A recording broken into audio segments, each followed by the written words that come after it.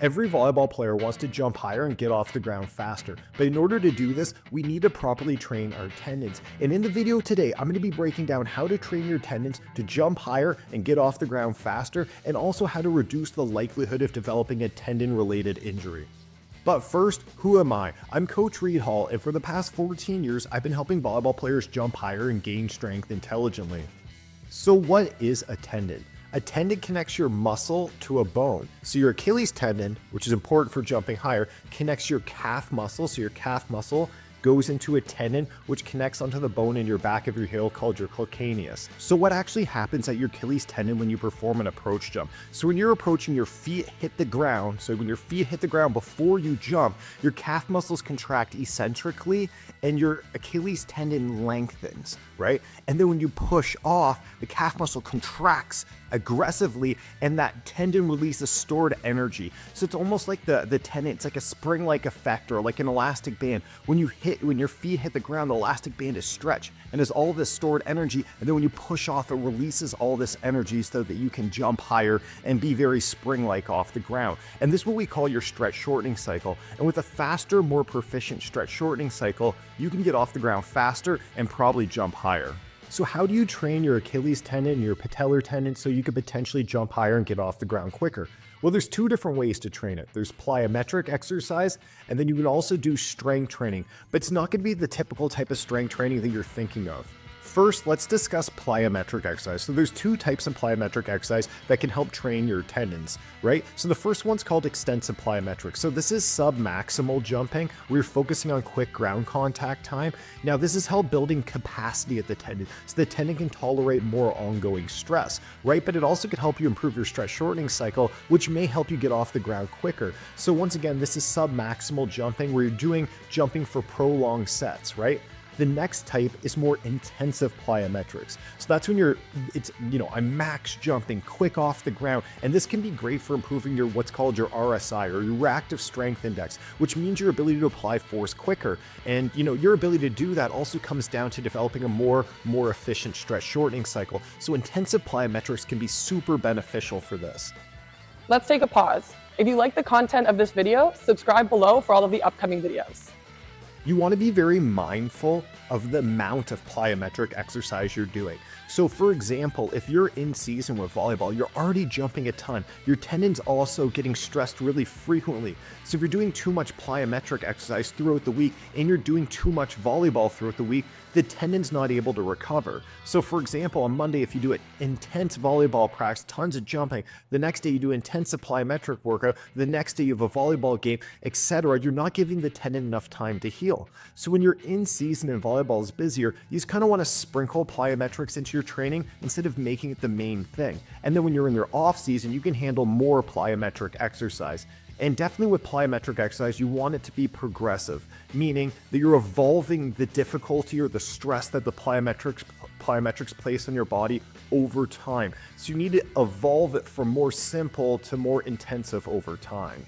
The next way that we can train your tendons is by strengthening your tendons, but it needs to be done in a very specific way. But you might ask, how does strengthening your tendons help you jump higher and get off the ground quicker?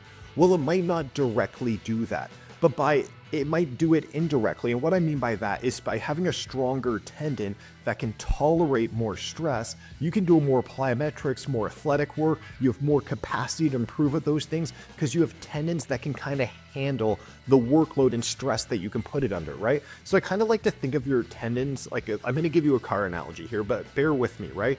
So if you have this really powerful car, like it's got this really powerful engine, but it has these like deflated wheels, like there's not much air in the tires. I kind of think your tires are the tendon.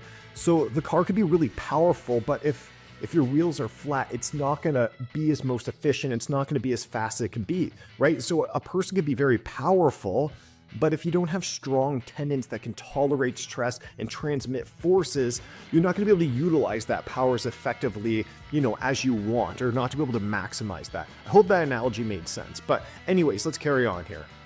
When it comes to strengthening your tendons, there's three critical things to think about: time, tension, and volume. So when you're doing a strength exercise for your tendon, the set has to be long enough, or the muscles that are focused on need to be contracting long enough or under tension long enough in the set, because then later in the set is when the tendon actually starts elongating and getting stressed. So you need enough time, and then within the set you need enough tension. And what I mean by tension, it needs to be like at least like an 8 out of 10 difficulty where you're working hard enough. And then volume is like the frequency or the amount of it that you're doing. And often when it comes to this, you probably want to be doing it about 3 times per week or more, depending on whether you're in season or in the off season.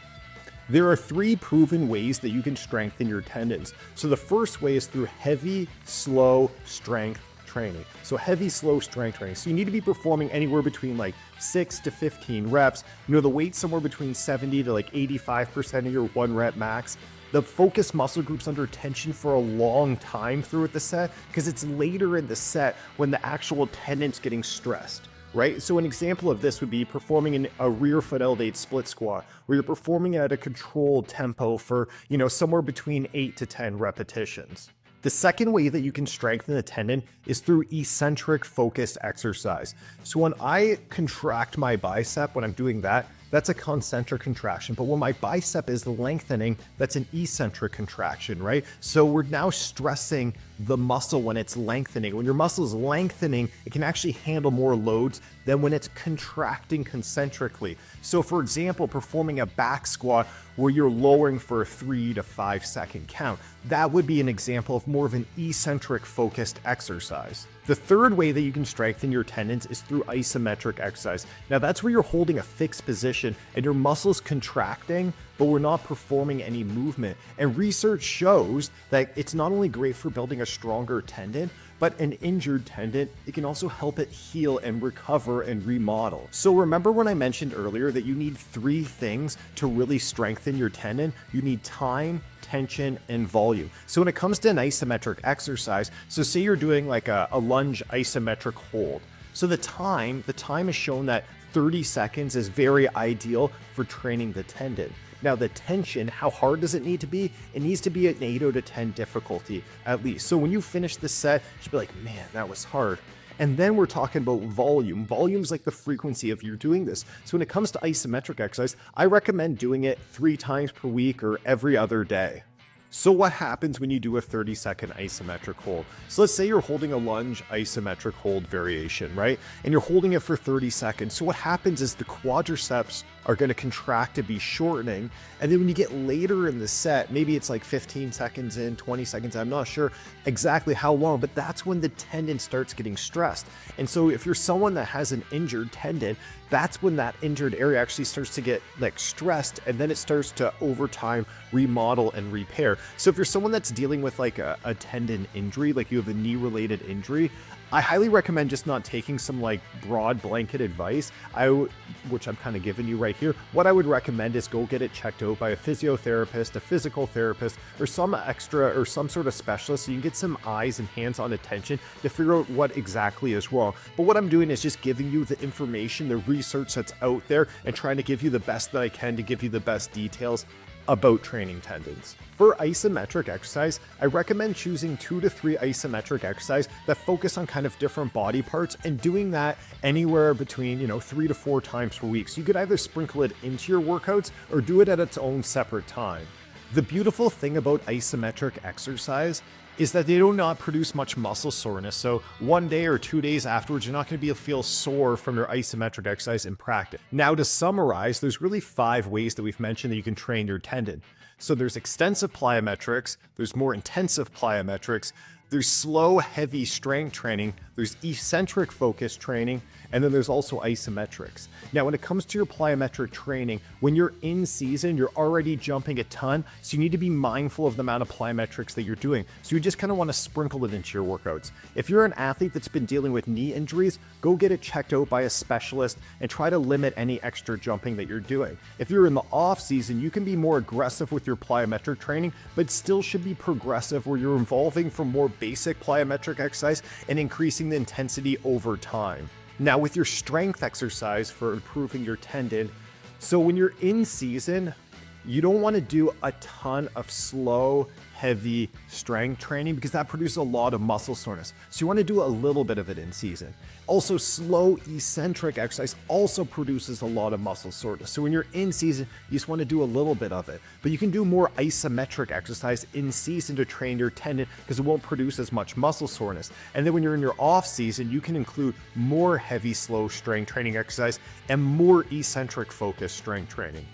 Anyways, guys, I know that was a lot that I gave you today, and if you're confused with anything, just drop a message or a comment in the comment section below. I will be happy to get back to you, and if you found this content interesting or you liked it and you found it was helpful, make sure you subscribe below. I've got a ton of content that's going to come out soon, all about how to help you jump higher and gain strength intelligently. Anyways, guys, it's Coach Reid Hall, and I'm out of here. Peace.